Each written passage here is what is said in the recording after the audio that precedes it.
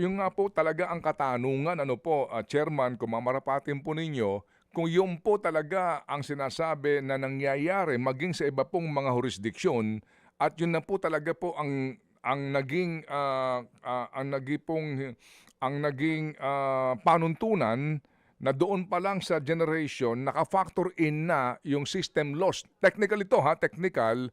Opo. Ngayon gusto nga nilang ipasalo ito, alisin na ito sa bill natin sa kuryente, meaning tayo mga consumers hindi na magbabayad nito.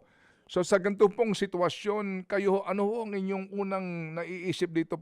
Paano po yung ganong klase po ng bayarin na ngayon pa lang umaalma na po ang kooperatiba at mga pribadong distributors nga kasi malaki-laking halaga ito. Ang pupuwede po kasi talaga ay yung bigyan siya ng means para mapababa yung kahit yung technical system loss. At siyempre hindi nga totally matatanggal yan. So ang isang dapat na tingnan ay kung marapat ba na magkaroon siya ng as a part ng pagtatakda ng distribution charge niya, yung parang allowance for bad debts or Mhm. allowance for system loss. Kasi meron talagang cost na hindi niya talaga puwedeng maiwasan na.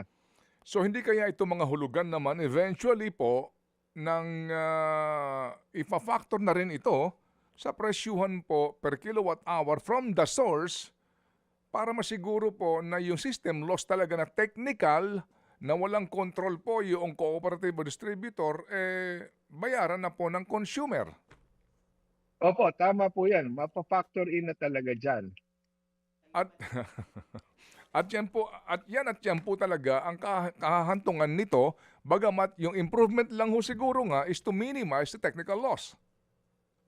Opo, kasi yung kung ang ating panawagan talaga ay hindi mapasalo sa mga consumers natin yung mga inefficiencies ng ating mga distribution utilities.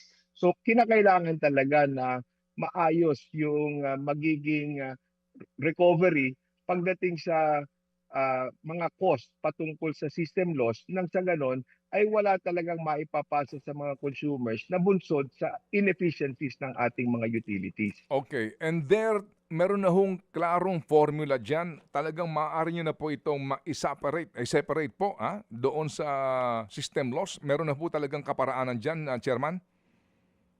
Mayroon po kami mga datos na tinitingnan at like in the case of Meralco Mhm, pagdating sa mhm.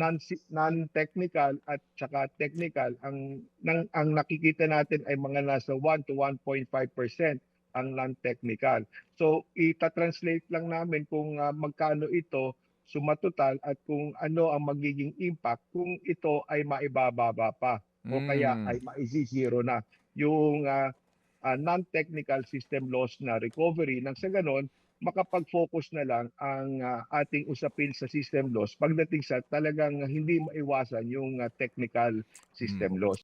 Mga kapatid, patuloy po kayong tumutok sa 105.9 True FM para sa totoong balita, impormasyon, music and entertainment. Mag-subscribe sa aming YouTube channel at podcast at sundan nyo kami sa Facebook, Instagram, X at TikTok sa True Network PH. Bisitahin din po ang aming official website, truefm.ph.